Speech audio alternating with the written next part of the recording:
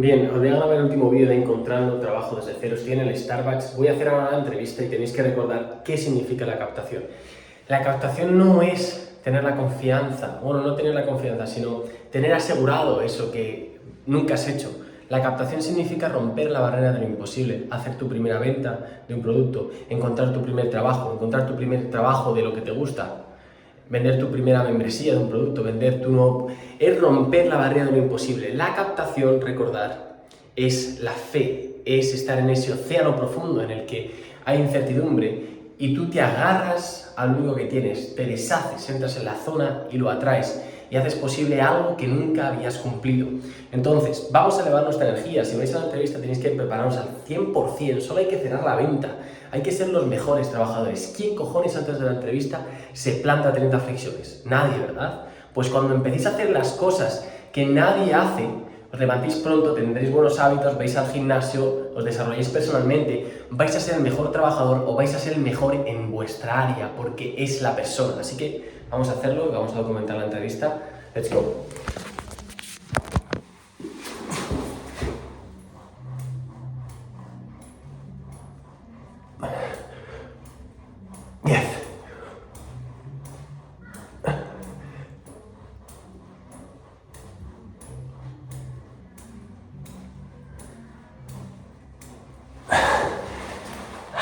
Vamos a por ello, a reventarlo, a comerlo. Tenéis que ser putos jaguares, vamos a cazar, vamos a reventarla. Esa es la actitud, bro. ¿Comprendes? Esa es la actitud. Anyway, yes, so hey Jojo, yeah, so this is DJ, so he's the area manager. So if you'd just like to take us through your CV first, and then just talk about any relevant, obviously, work experience you have and related to the role. Okay, Do you hear me well? So talk us through your CV, your experience. Okay, There's an echo behind your thing. What? Yeah. I think you have the echo. But are you hearing me well? Because I'm hearing me like repeat. You hear me well? Yeah. Yeah, okay. So yeah, my CV, like, I started working in sales like 3 years ago in Spain. I started with fundraising in the streets of Madrid. Then I traveled to Almeria. I take all my life to go to another city of Spain and start working in insurance company like Meridiano Seguros, that is a company from Spain, door to door. Also I sell like a promoter telecommunication, PTV Telecom. The competence was Digi, Vodafone. PTV Telecom is a company from Andalusia, and I was selling like service like the phone, the SIM, then also the Wi-Fi, the fiber, and also in Almeria I was selling also credit cards. Then I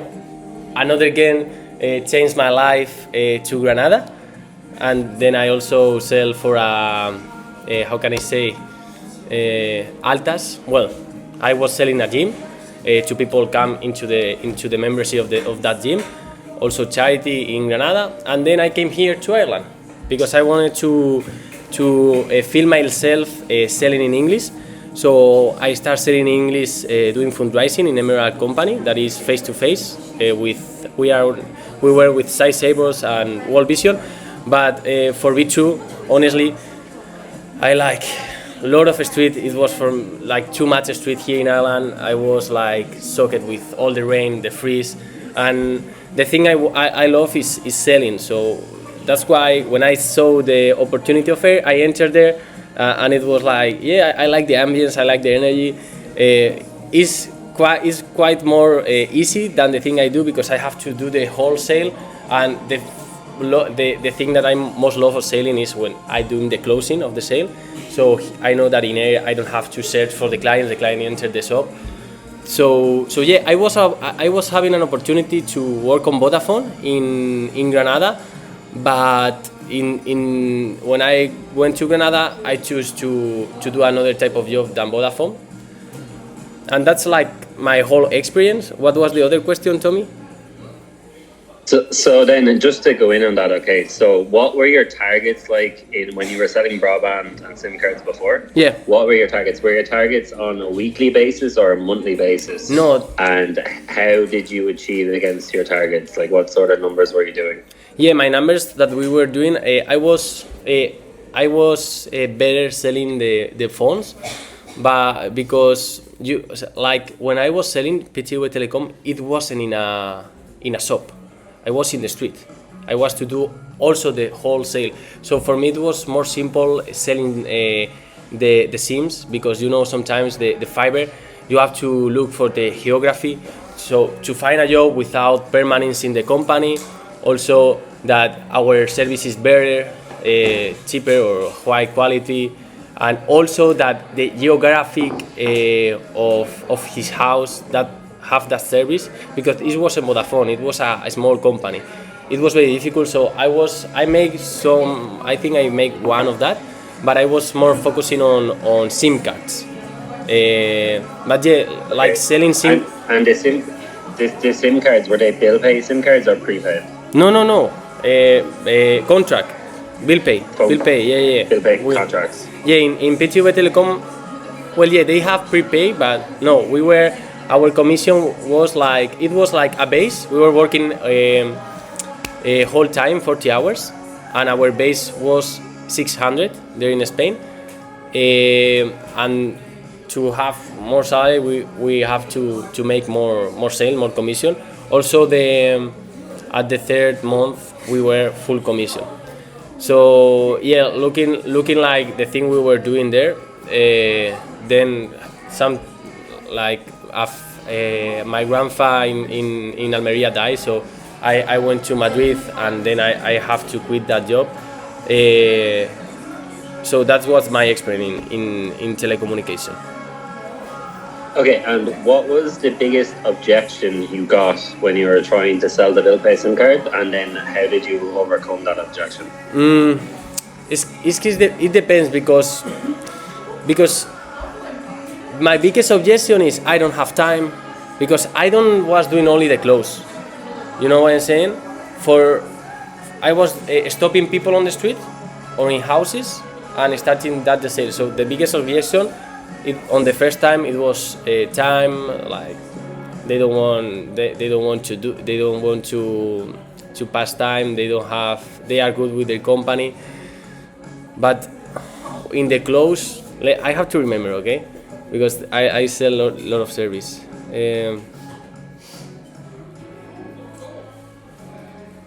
For example, I'm gonna lose my number when we do the portability. But for be sure, I wasn't having too much objections on the close, because it was very objective. If you are paying in a prepaid maybe 20 euros for 60 gigabytes, and I can give you for 8 euros 100 gigabytes. So the objection there, it was only my confidence and assume the sale, and put the appointment to the call to the next day, and just in the call assuming the sale. So yeah, because we were more like searching people, so at the closing, it wasn't too much objection. It was already the sales done it, because we were finding and then closing the sale. Do you understand me a little? Yeah. I get you. And was there any, so on any of those, was there any upselling were you doing? Were you attachment selling? Like, were you upgrading the SIM card sales to broadband, or were you adding extra services on with the SIM cards? Yeah, we were having, for example, Zappy in the fiber. Fiber is like the Wi-Fi that we put at home. I don't know how to say fiber in English.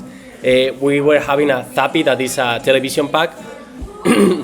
And also we were having like packs, with the fiber you will have a discount in the bill pay card, and then the Zappy will be free. Zappy is like a mini Netflix, for you to know. So yeah, it's Wi-Fi, television, and the SIM card. I think I remember. Yeah, I think it was all the products we were doing, and depends the pack. Okay. It was different offers. Yeah. Okay, what do you think your biggest challenge would be with working in ILAC for air? My biggest challenge working in air. Yeah, for ILAC. What do you think would be the biggest challenge you would have? Like obviously, as like we talked a bit about it in the store already. No, yeah, that's simple. Maybe the biggest challenge is just the first day breaking my barrier of the impossible thing.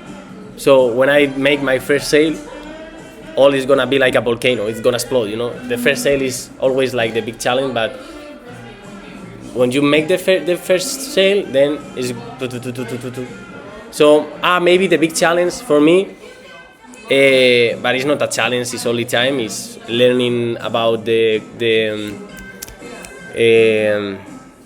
enemies. I'm gonna say the competence of the different companies to struggle with objection, and you know, and know where is the opportunity. I have to know the competence, like their products, their price, their weakness, their strengths. Okay, and then so for an example for you, if you were in, let's say, the store and you know you have to sell fiber connection, Yep. TV connection to a customer, and a customer came in and they were looking for a phone, what way would you upsell that customer from a phone to a fiber connection, TV connection? Well, What do you think you would tell them? It depends your company. If your company have an offer with with phone and the Wi-Fi. Yeah, bundle. Yeah. So first, knowing that,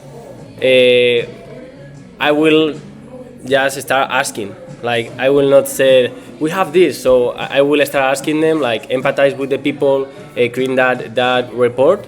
Showing them the phone, and during I was showing them the phone, maybe with that asking, I know that he has like a little problem, little pain with the company. Maybe he give me details about how he's paying, how it's going, what is the service he has, and if I know there is an opportunity, he has a pain, or objectively, not subjective, objective, our product is better, I will just like assuming the sale, so you can get this, and with this because I know you now have that price, so you are gonna get that discount. So you only have to change your Wi-Fi company with us, and you have the discount in the mobile phone, and that will be cheaper. You will be have more quality in your fiber, but it will be asking if there is the opportunity, if the person has that necessity.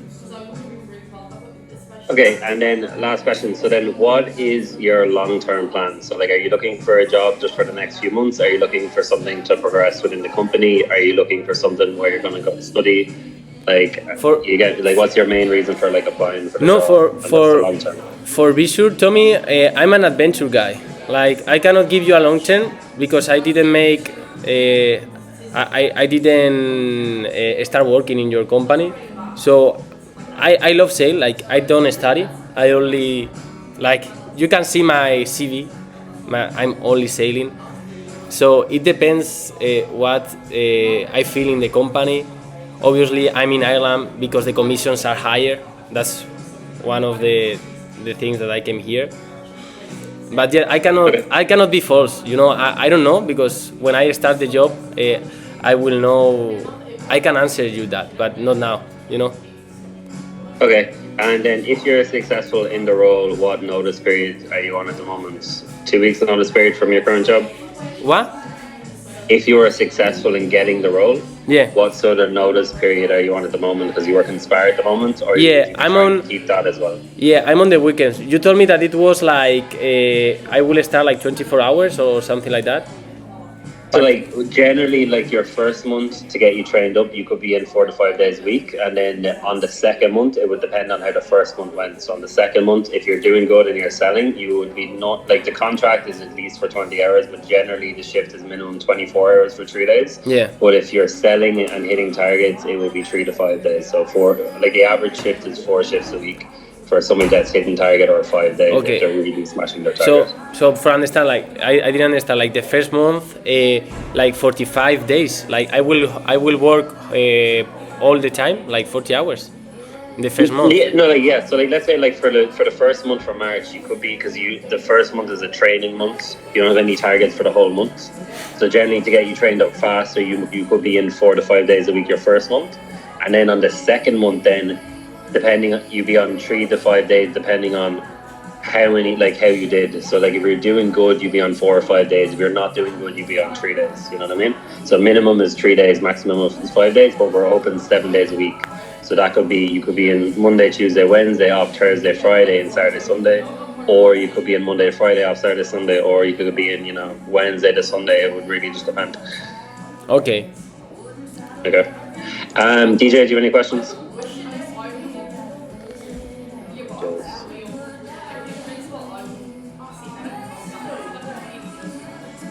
It's like I didn't hear nothing. It's like close the microphone. Yeah, 1 second.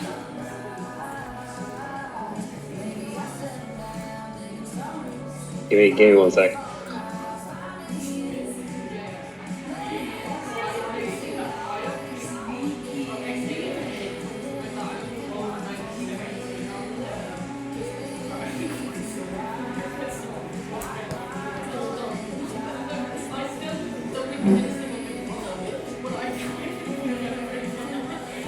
Como veis aquí, guerreros, mi experiencia son las ventas, pero si tú estás en una entrevista con otra cosa, tu experiencia puede ser lo que tú hayas tenido experiencia, ¿entiendes?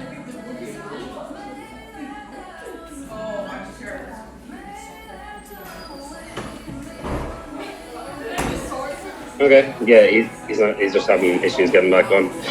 Do you have any questions for me? No.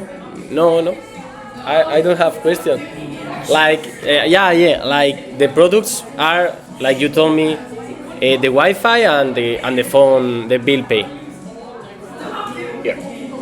So Okay. Bill pay SIM cards, bill pay phones, broadband, TV. Phones also. Okay. Yeah. The main thing is the fiber connection and the TV packages. And That's the the main thing. Yeah, like a TV Not package. TV, remember, not with, TV screens with the No, television package. like Netflix, Disney Plus, that things. Yeah, like this. Yeah.